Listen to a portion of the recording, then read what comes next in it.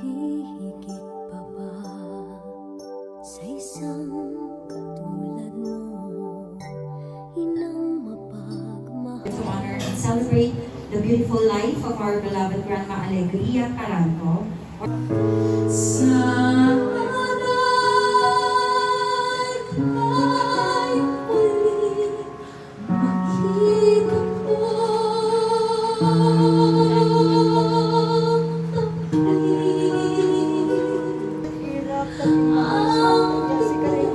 We will miss you. I love you very much. Lagi mong pinapaalala sa amin na huwag kami mag-away-away. So, yun ang pinagmamalaki ko sa pamilya namin dahil simulang maliit kami hanggang ngayon, never namin na-encounter na mag-away-away. Pagkos kami nagyayakapan, nagtutulungan kahit anong hirap ng buhay na aming pinagdaanan.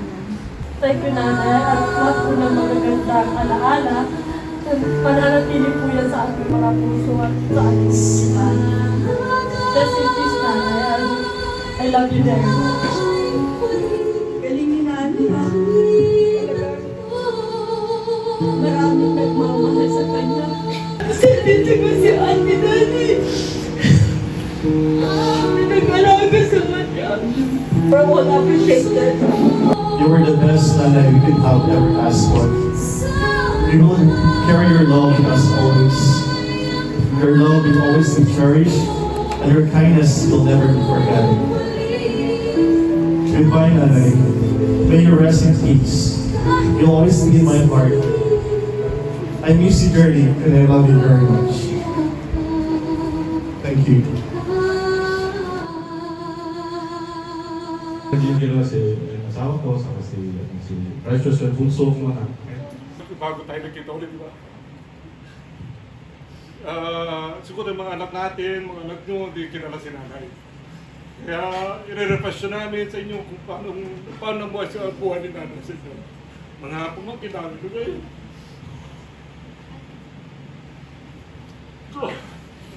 Pakisa na. Okay, si Nanay pinanganak sa Pasibi. Kaya pinanganak siya ng kapatid para maano yung buhay nila. Nagpursige sila, nag-aaral sila. Kaya naging teacher. So, ang masasabi ko lang kay Nanay, nasabi na ni Ate Sally, salamat yung mabalot, Nanay, at si kayo. Nanay is home economics teacher.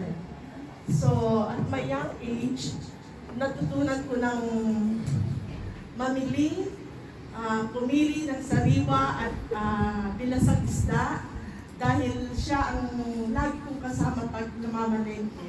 Sinabi ni Jojo na ganito lang okasyon nagkita-kita ang mga magpipinsan, magkakamag-anak. At takalaliwanan hanggat kauyos na bilay. Salamat.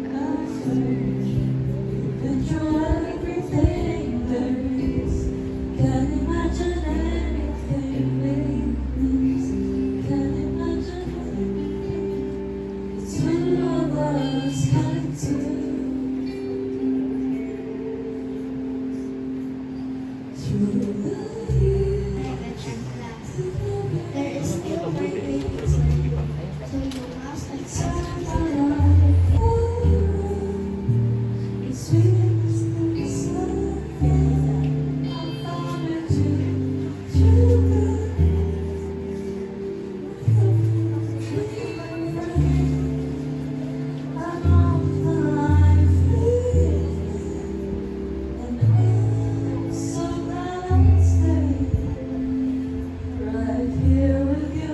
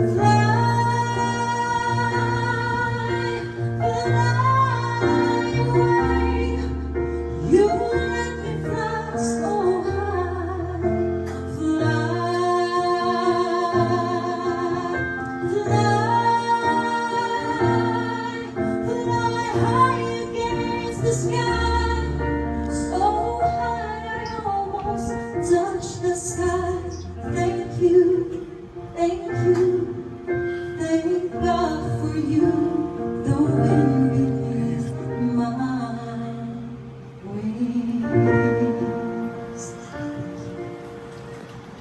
Thank you.